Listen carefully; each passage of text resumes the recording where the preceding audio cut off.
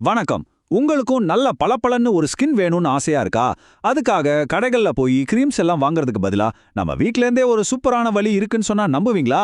ஆமாங்க. இன்னைக்கு நம்ம பாதாம் மற்றும் அக்குப்ரெஷர் இந்த ரெண்டையும் வச்சு எப்படி ஒரு நேச்சுரல் க்ளோ கொண்டு வரதுன்னு தான் பார்க்க போறோம். வாங்க ஆரம்பிக்கலாம்.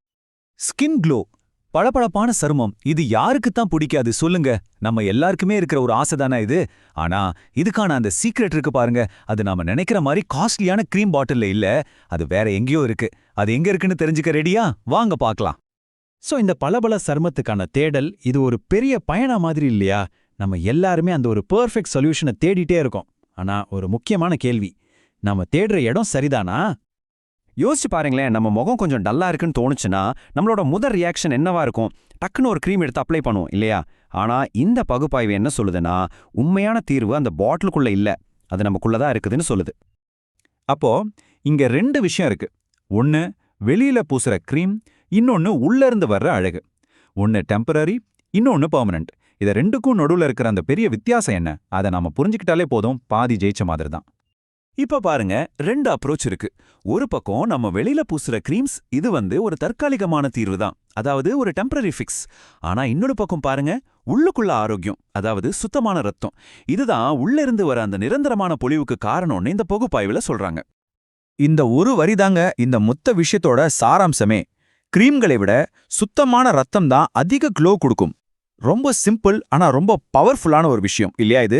நம்மளோட ஃபோக்கஸ் எங்க இருக்கணும்னு இது நமக்கு அழகா சொல்லிக் கொடுக்குது. சரி, உள்ள இருந்து க்ளோ கொண்டு வரதுன்னா ஏதோ பெருசா கஷ்டமா இருக்குமோன்னு நினைக்கிறீங்களா? அப்படிலாம் ஒண்ணுமே இல்ல. ரொம்ப ரொம்ப சிம்பிளான ரெண்டே ரெண்டு வழிகள் தான் இருக்கு. அதை நாம டெய்லி லைஃப்ல ஈஸியா செய்யலாம். அது என்னன்னு பார்க்கலாமா? முதல் ஸ்டெப், இது நம்ம எல்லாருக்கும் தெரிஞ்ச ஒண்ணுதான். தினமும் ஊற வச்ச பாதாம் சாப்பிட்றது. இதுல அவ்வளவு ஊட்டச்சத்து இருக்கு. ரெண்டாவது ஸ்டெப், இது கொஞ்சம் புதுசா இருக்கலாம். LI11 அப்படின்னு ஒரு அக்யூப்ரெஷர் பாயிண்ட், அதை பிரஸ் பண்ணணும். இந்த ரெண்டு சிம்பிளான விஷயமும் சேர்ந்து தான் ஒரு மேஜிக் பண்ண போகுது. ஓகே, இந்த LI11 பாயிண்ட் எங்க இருக்குன்னு தெரிஞ்சுக்கலாமா?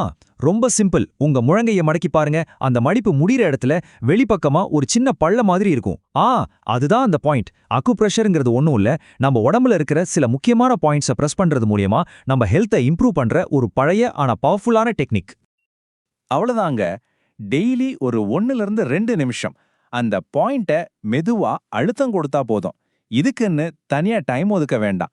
நீங்க வேலை செய்யும்போது இல்ல சும்மா டிவி பார்க்கும்போது கூட இதை ஈஸியா செஞ்சிடலாம். சரி, இந்த ரெண்டு சிம்பிள் விஷயத்தை டெய்லி செய்யறதால நமக்கு என்னதான் பெனிஃபிட்ஸ் கிடைக்கும்? அதை தெரிஞ்சுக்கிட்டா தானே இதை செய்யறதுக்கு ஒரு மோட்டிவேஷன் வரும் இல்லையா? வாங்க அதோட பலன்களை பார்க்கலாம். இதோட முக்கியமான பெனிஃபிட் என்னன்னா, இது நம்ம உடம்புல இருக்கிற நச்சுக்களை வெளியேற்ற உதவுது.